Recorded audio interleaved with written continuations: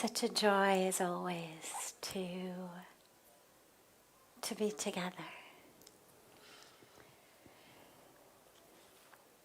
We start as usual with a question that's come in advance from our global family, sending them in from across the world, and then we'll open it up to any questions that anyone here may have. I have a problematic relationship with money and abundance. I am very spiritual, but I want to be more in abundance and have money to live a good life. But I'm always in debt. I'm frustrated about this circumstance as it happens again and again. How can I solve my problematic relationship with money and abundance?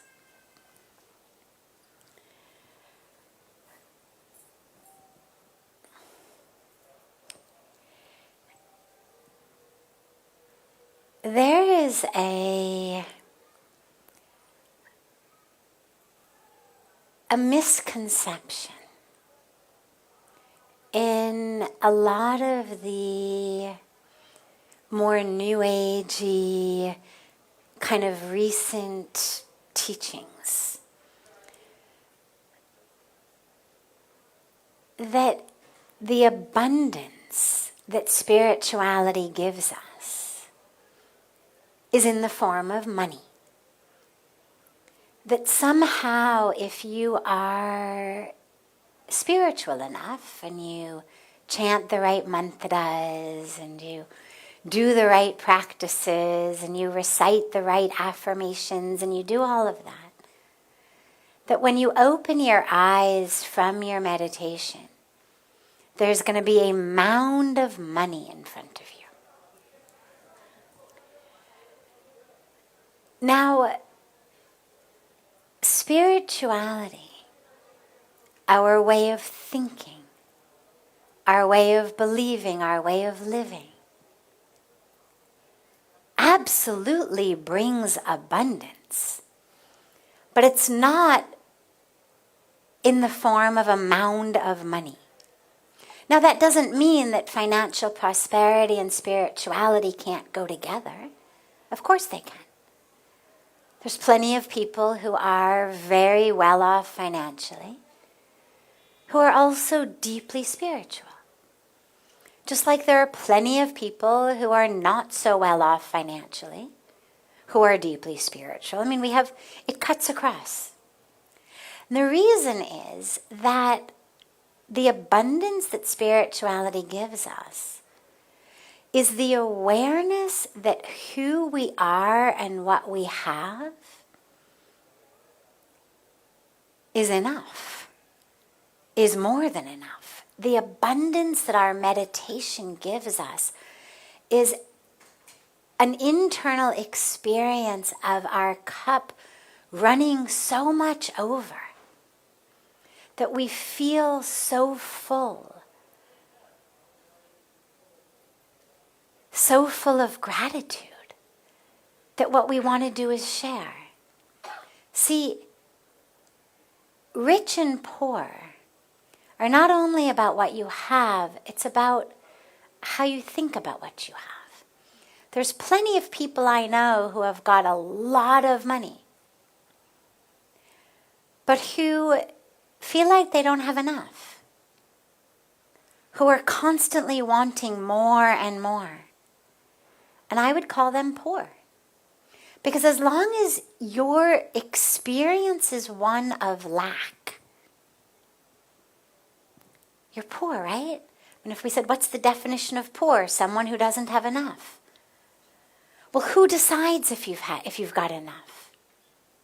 Now, obviously, there's far too many people on this planet who really don't have enough, and for whom we have to work and serve, who don't have food, who don't have shelter, who don't have clothes, who don't have education, who don't have health care.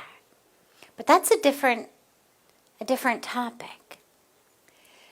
This is the concept that somehow, if I am spiritual, abundance is going to come, and that abundance is going to come in the form of money. It doesn't. The abundance that comes is the awareness that whatever I have is such a gift. Whatever I have is so much. I am so blessed that what I want to do is share. This is one of the things that touched me so deeply when I first came to India. Because I looked around and I saw all these people living so far below the Western standards of poverty. And they were so happy. I always share that, you would go around and say to the sweeper on the street, "Aap kaise hain? How are you?" And he would say, "Well, bas ma Ganga ki kripa." It's just Ganga's grace. Bhagwan ki kripa. These women walking through the Himalayas, carrying pounds of firewood on their head so they can go back to cook one meal a day. You say, "Aap kaise hain?" Bas Bhagwan ki kripa. It's God's grace. Whereas what I had experienced in my life was people who had so much material wealth. And yet when you said to them, "How are you?"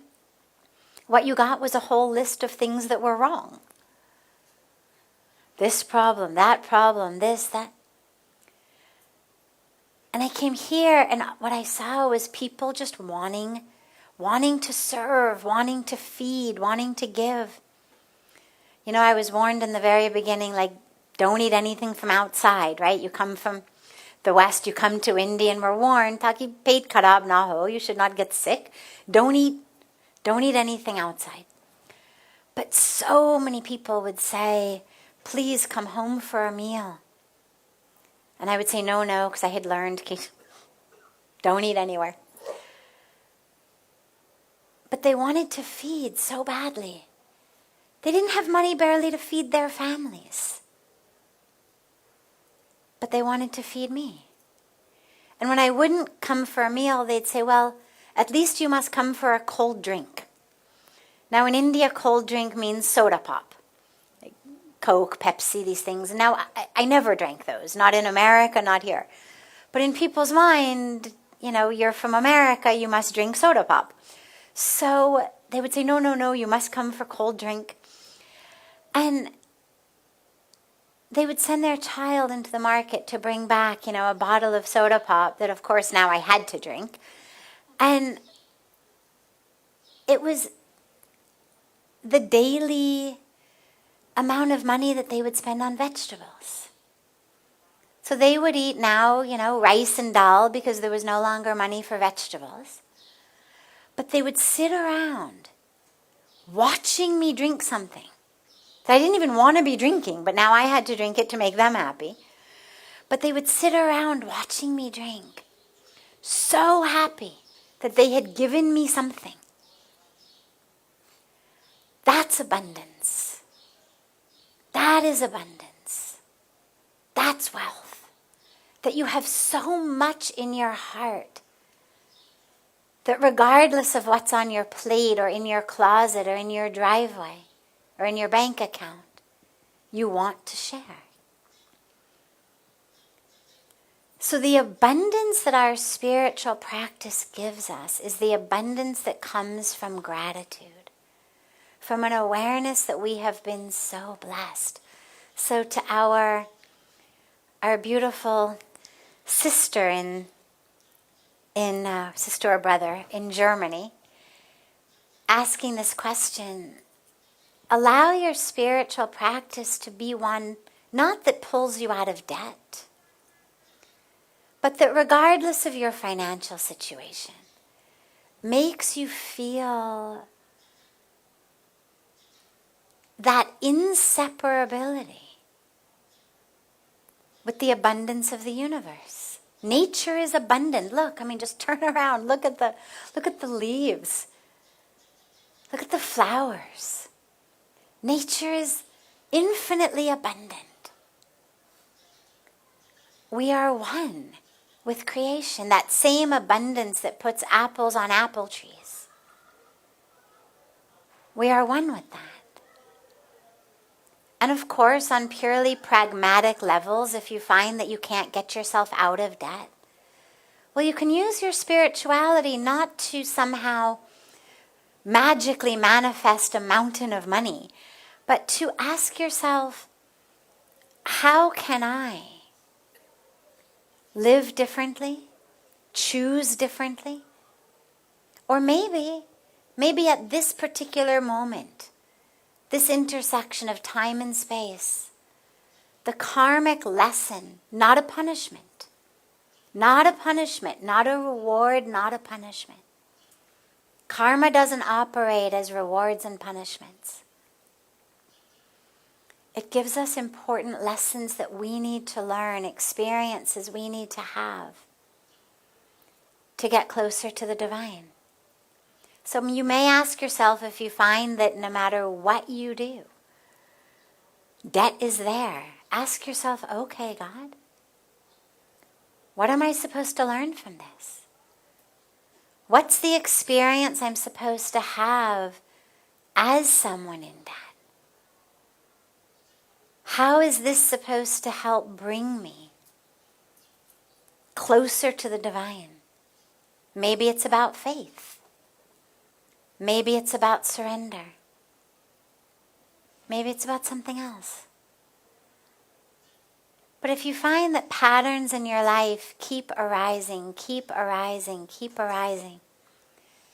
first we look at our own, psychological and emotional situations. Why do I keep drawing and creating these situations? But if there's nothing there, then I shift to the karmic level. Okay, well, so if I'm not doing it with my psyche, this must just be my karmic package in this moment. Something I'm supposed to learn and experience from it.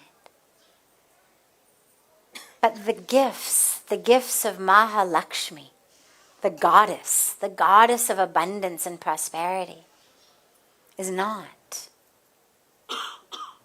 stack of bills or coins.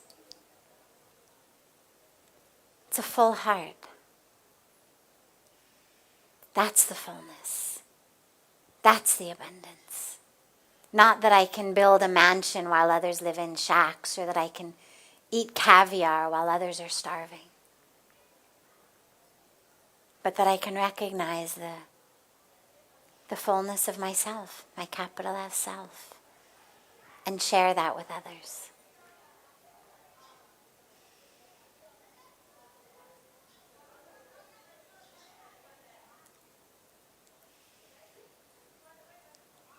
Yes, your second question. पहले उसका होगा, कल से वो wait कर रही है. Yes. My question was that when we are doing meditation and we are sitting like this, then everybody can see you, see? This way only I can see you. Thank you. But then that's kind of selfish of me. It's nice if everybody can see you. Thank you. Okay. You want to tell everybody your name? Sanjeev. Yes. If we are doing meditation and we are sitting like this, after some time we get up from the meditation and we want to change our pose. So in between the meditation, can we change our pose? Ah, great question. Now, you remember yesterday what we said? Okay. Number one, God loves you. Standing, sitting, lying, hopping, skipping, jumping, any position. Doesn't matter. Both legs crossed, one out, doesn't matter. So as far as the presence of God and the love of God, isko band kar dena. Yeah. If you have a follow-up question, you can just turn it back on. So God loves you in any position. any pose, any position, doesn't matter. And ultimately what meditation is to connect with that presence of God, that presence of the divine in ourselves. So of course we can do that in any position. We just celebrated Mahashivaratri. We spoke on Mahashivaratri about Bhagwan Shiva having the position in meditation, having the position of in dance, Nataraj, right? The position of the Shivling. But it's all one. It's all our Bhagwan Shiv. So if God can be dancing, then we can experience God while we dance also. Right? So, that was the one part of the answer. Then yesterday we spoke about the energy channels while the body is straight. Exactly. And why it's important to keep the spine straight. Not rigid, not forcing it, but just straight so the energy of the energetic body can flow easily. So the energetic body can flow easily. Now the legs. Absolutely you can change the cross of your legs, because what happens otherwise is, chalo, when we sit for meditation, we close our eyes, we focus on the breath, we focus on a mantra. और फिर 1-2-5 minute के बाद क्या होता? Sometimes 5 seconds के बाद क्या होता? What happens? Thoughts come, right? You get distracted. And then what do? We bring it back. Thoughts come again, we bring it back. Throughout all of our meditation, our mind is going and we are bringing it back. Now, when you are meditating, if in your legs there is a pain in your knee, a pain in your hip, a pain in your ankle, that makes you want to change the cross of your legs, ध्यान कहाँ जाएगा? हाँ, change करने में. And if you don't change, फिर ध्यान कहाँ जाएगा? हाँ, इसका. If you don't change the cross of your legs, then? Meditation नहीं कर पाएंगे. क्यों नहीं कर पाएंगे? क्योंकि ध्यान उस पे ही रहेगा. हाँ, ध्यान उस पे जाएगा. The meditation, our attention is going to go to our pain. और अगर change करेंगे तो फिर क्या होगा? फिर easily हो जाएगा. So,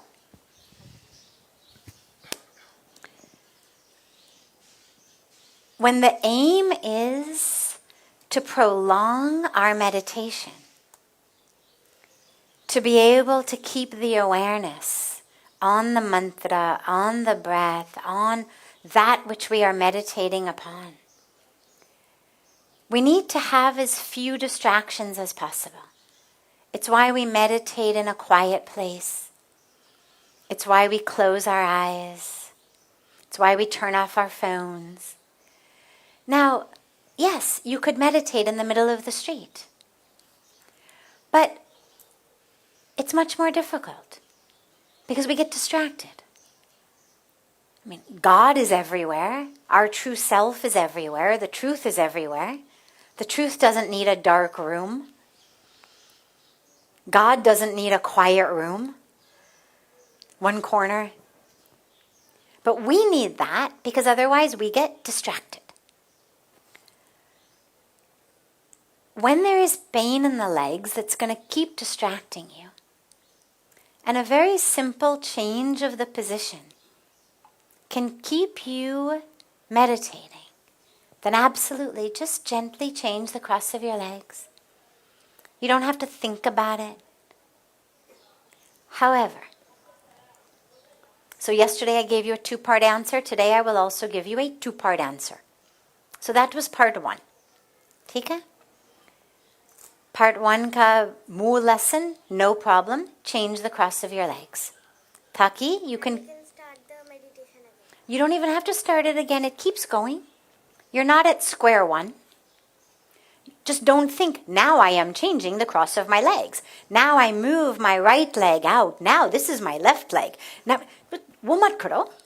Just aram se dhyan karte hue, change the cross of your legs. You don't have to tell a whole story about it. Okay? So you can actually stay in your meditation. Just gently you change the position of the legs. But part 2. Sometimes it's also very powerful to do a meditation around pain. I remember when I first came to India and first came to Rishikesh, सुबह 5 बजे हमारे सत्संग भवन में प्रार्थना होती है. उसी समय it was compulsory. आधा घंटे का प्रार्थना और फिर एक हिंदी में lecture, संदेश, satsang. So at that time I was not used to sitting on the ground and my legs would start to pain. And I would just change them, no problem. But every once in a while, the satsang room was so packed, so many people, that I had ladies everywhere. और जगह नहीं थी. मतलब हिल नहीं पाए थोड़ा सा भी.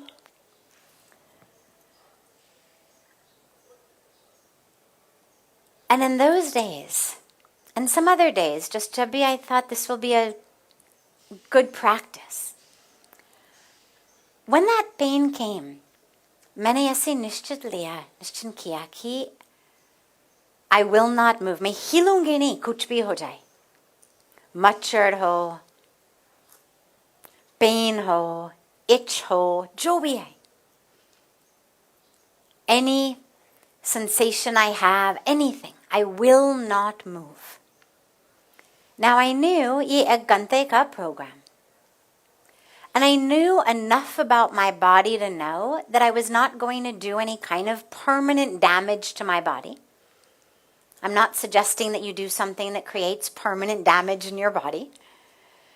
But I knew that with an extra half an hour longer than I was comfortable sitting without moving, I was not going to damage my knee or damage my hip. I was just going to be in pain. And in those days, पूरा ध्यान उसमें चला गया. And I allowed it. I made that pain my meditation.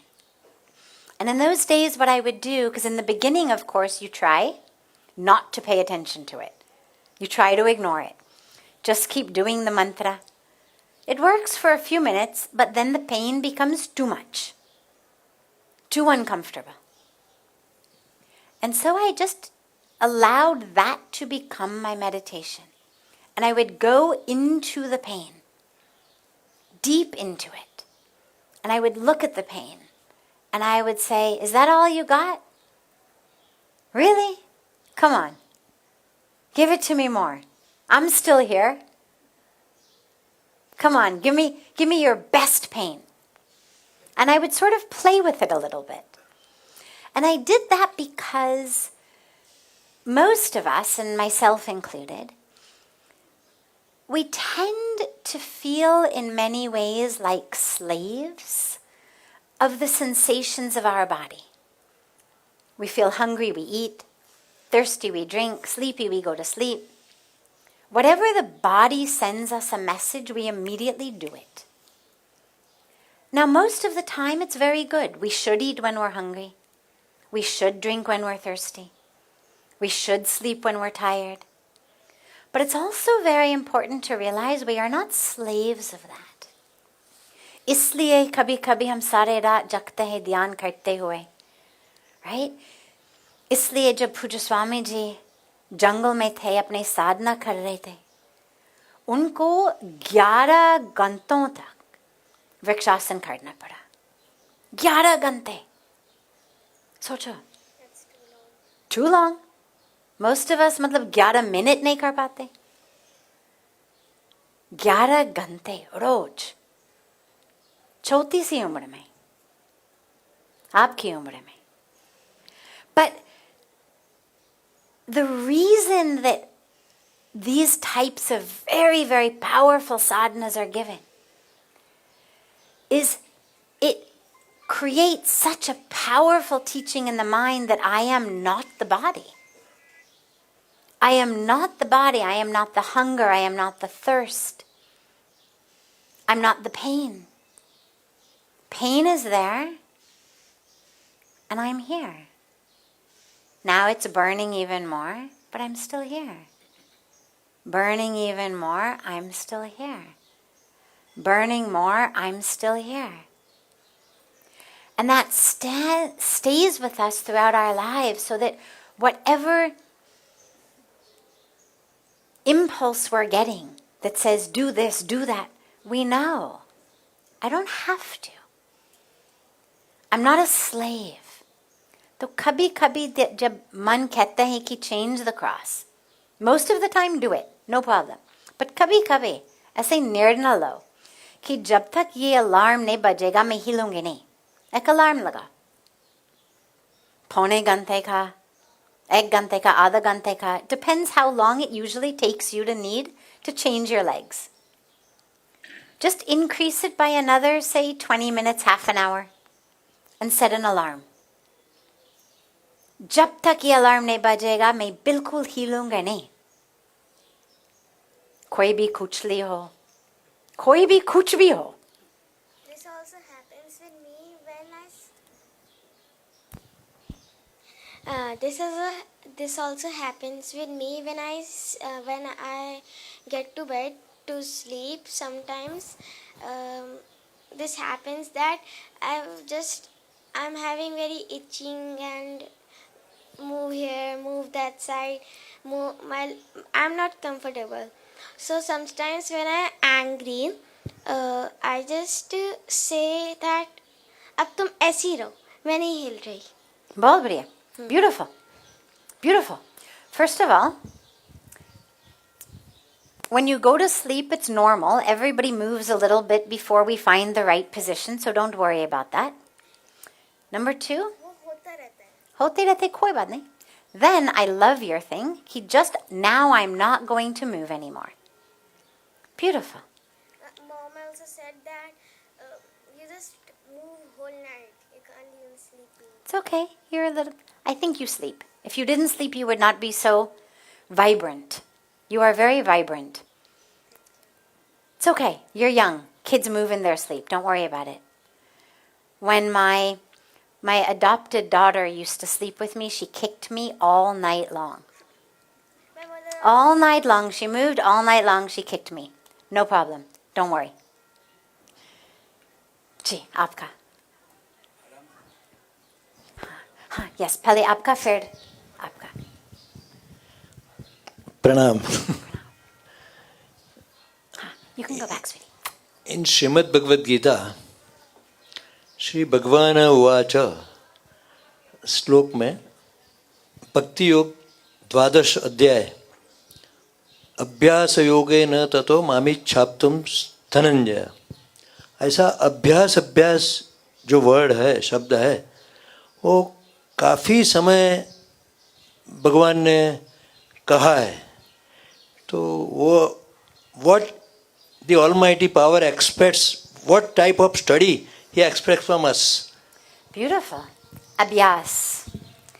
Abhyas is practice. Practice.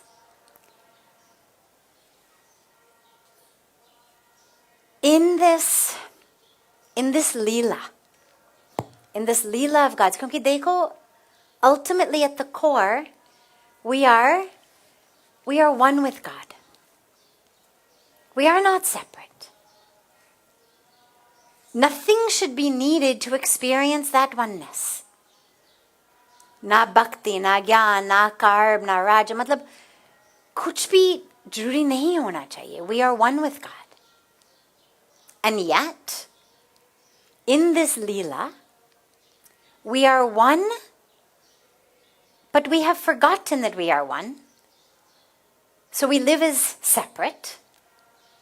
This is why we are coming back to God, चाहे भक्ति योग से, चाहे कर्म योग से, ज्ञान योग से, तीनों से, राज योग से, कोई भी योग से, कोई भी मार्ग से, we are moving back toward the divine, back toward our true self. But as part of this Leela, we've been given these human bodies and these human experiences. And in the human experience, there's ego. Right? The ego thinks I am this body. Therefore, I have greed, I have lust, I have anger, I have ignorance, I have desire, I have aversion, I have so much that makes me forget God, and that makes me forget who our sadhana comes in. So we're given, for example, practices in meditation of neti, not this, not that, right? I am not the clothes, I am not the body, one by one. We're given practices of simply asking, who am I? Who am I? We're given scriptures for swadhyaya, to be able to read, to be inspired, to learn, to understand, oh, that's who I am. Lekin fir bhi, we will forget. Abhyas karna, meaning we must keep practicing in our minds, remembering the truth, remembering the teachings. We must bring the practice into our lives, practices of meditation, practices of prayer, surrender. But all of this is a practice. So what God is wanting of us in this abhyas is that we keep practicing. Keep practicing. There's nothing in life that we can do well without practicing. Piano, bajana chahenge, so you have to practice. Tabla bajana chahenge, you practice. You want to be a musician, you want to be an artist, you want to be a singer, you want to be an athlete. Well, you have to practice. Nobody would say, Cello, today I'm going to play Mozart. I've never played the piano, but aaj main piano ke samne baith ke and I will play a beautiful rendition of Mozart. It's impossible, unless you're Mozart. You practice, you practice, you practice, you practice, you practice. And this is why, as in our meditation, our mind goes, we bring it back. It goes, we bring it back. So in our lives, we forget, we bring it back. The Bhagavad Gita is 700 verses of Bhagwan Krishna reminding Arjuna, reminding us through Arjuna. But however many times we've read the Gita, fair to be, we forget, right? We lose ourselves. We fall into greed, lust, jealousy, anger, rag, dvesh. Isliye abhyas chahiye. Roj. Isliye discipline chahiye, taki abhyas roj ho jaye. Because if you just leave it up to the mind, 4 बजे सुबह या 5 बजे सुबह alarm बजते हैं. And what does the mind say? Yeah. Forget it. अरे क्या जरूरी क्या होता उससे? कुछ होने वाले नहीं है. कम से कम थोड़ा सा नींद ले लो, right? So you see how the mind works. Or the mind says, बस थोड़ी देर के बाद, चलो शाम को करूँगी, वापस आके करूँगी. That's what we need. The discipline of abhyas. Because the mind itself is very flighty. Abhyas is the answer. It's that which molds the mind so that we can actually have the experience that we are meant to have. Yes. Last. Myself, Dr. Professor Ramesh Kumar Gupta. I am from a small village in Niketan, J&K, Jammu Kashmir. Microphone थोड़ा सा ऊपर कर दीजिएगा बस ताकि इसलिए कि जो लोग अभी ऑनलाइन हमारे साथ थोड़ा विश्व से जोड़ रहे हैं ताकि वो भी सुन लें. I got my matric from my village, Niketan, in 1969. Then I went to Government Gandhi Memorial, or that was Gandhi Memorial College, Jammu. And in 1974, I got BSc degree. Wonderful. And then I went to Postgraduate Department of Chemistry, and I got MSc in 1976 in Physical Chemistry. After doing my PhD in 1980, I joined as assistant professor in Guru Nanak Dev University, Amritsar. Wonderful. Then militancy started in 1984. I have to leave that job, and in my home state, I got lecturer in degree college in Kashmir, Sopor, which was also a hub of militancy. Then in 89, again militancy started in Kashmir. I was posted at Government Degree College, Anantnag, as lecturer in chemistry. Then I was transferred to Government College for Women, Jammu. I worked there for 13 years. And then I was transferred to Government Degree College, Udhampur, for 1.5 years. Then I was again transferred back to Government MEM College, Jammu, for 8 years. After, in 2008 to 2008. आपका एक question है उसमें? जी. Is there a question in Yes, this? yes. Okay. So I was selected as principal of Government Degree College, Kishtwar. I was retired at the age of 58 from Degree College, Kishtwar. Now we have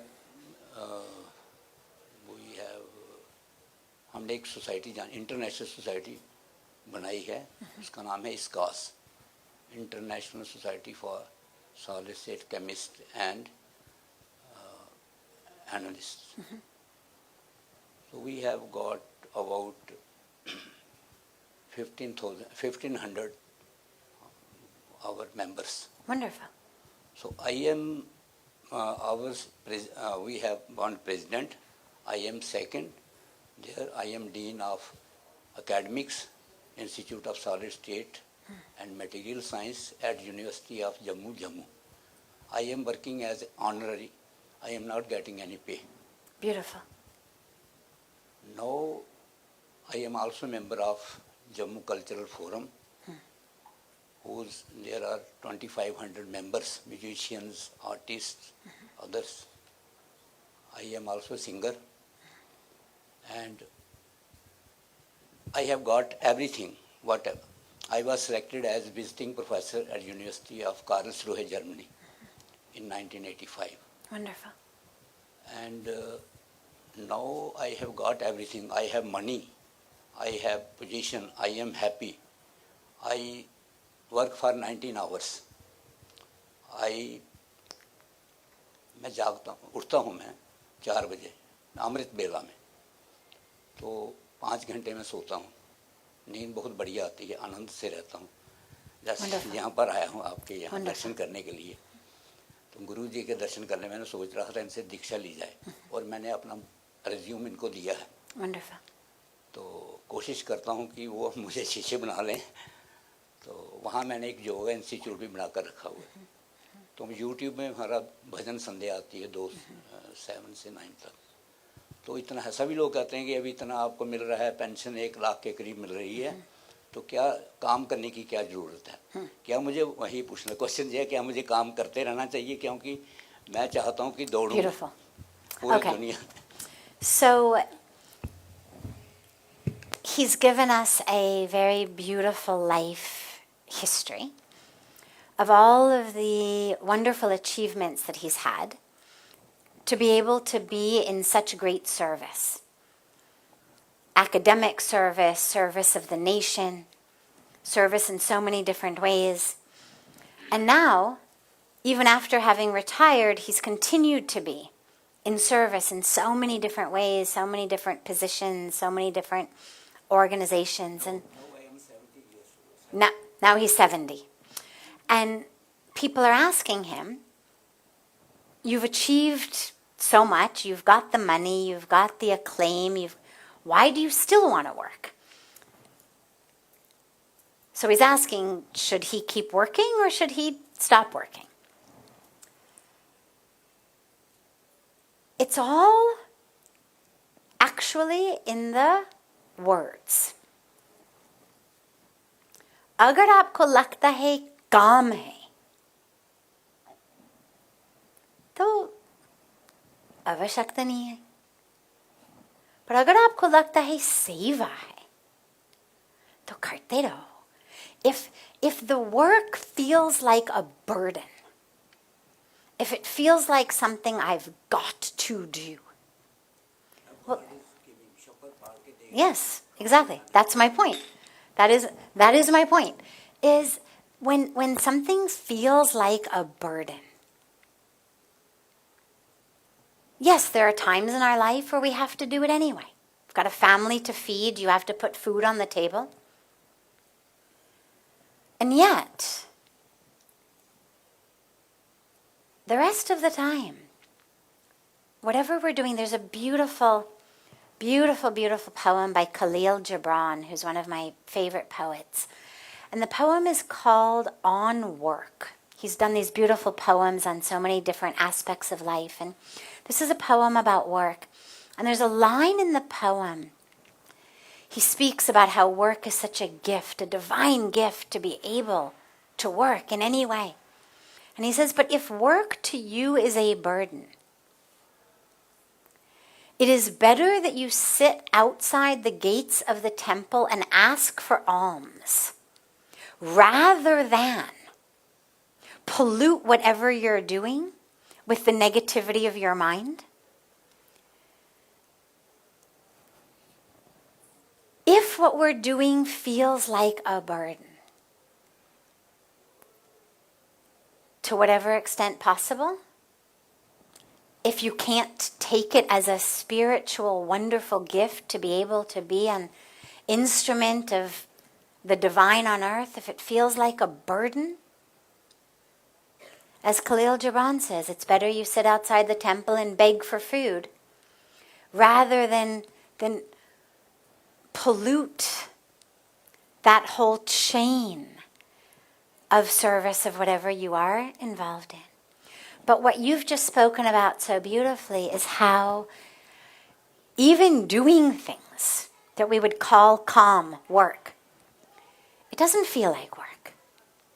It feels like a joy. It feels like an opportunity. It feels like a gift. You're full of energy. He said he only sleeps 5 hours a night. His sleep is great. He's full of vigor. This is the juice of life. Ye jivan karas. And this is why seva is such a gift, not for those we're serving, but it's a gift for us to be able to serve. Because it enables us to do work through the perspective of, the bhav of, the experience of service. And when you do that, then you are in alignment with the flow of the universe. So when it feels like seva to you, keep doing it to your last breath. To your last breath. If it feels like work to you and a burden to you, work less, meditate more until your mind changes, and then you realize that which you're doing in the world is simply the physical expression of what you are experiencing in your meditation. Yeah. I want to work till death, Beautiful. like Dr. Abul Kalam Azad. Beautiful. He was giving lessons Yes. and he Yes. There's so many beautiful examples of beautiful souls who keep serving as long as there's breath in our lungs, to keep serving. And that's ultimately the aim of life. So beautiful. Wonderful. And thank you for being an inspiration to so many. मेरा वहाँ Germany में जब गया तो उन्होंने पूछा, मैंने पूछा डायरेक्टर साहब लैंग्वेज कोर्स हाइडलबर्ग में था, हाइडलबर्ग हिल स्टेशन है वहाँ का जर्मनी का। ये लाइव बंद हो जाए फिर बात में लाइव चल। Beautiful. हम उसके बाद बात करेंगे फिर. Beautiful. बाकी questions हम कल ले लेंगे. Have a beautiful rest of your evening, a beautiful morning and day to our family joining us from all over the world. And so much love to you all. We'll see you all tomorrow. And by the way, if you have a question, but you feel shy to ask it in public, you can also get it onto the sheet in advance. If you see a member of our beautiful Seva team afterwards, they can help get your question onto the sheet, or you can also just, give it on a piece of paper when you come in as well. I know sometimes people feel shy to ask them in person.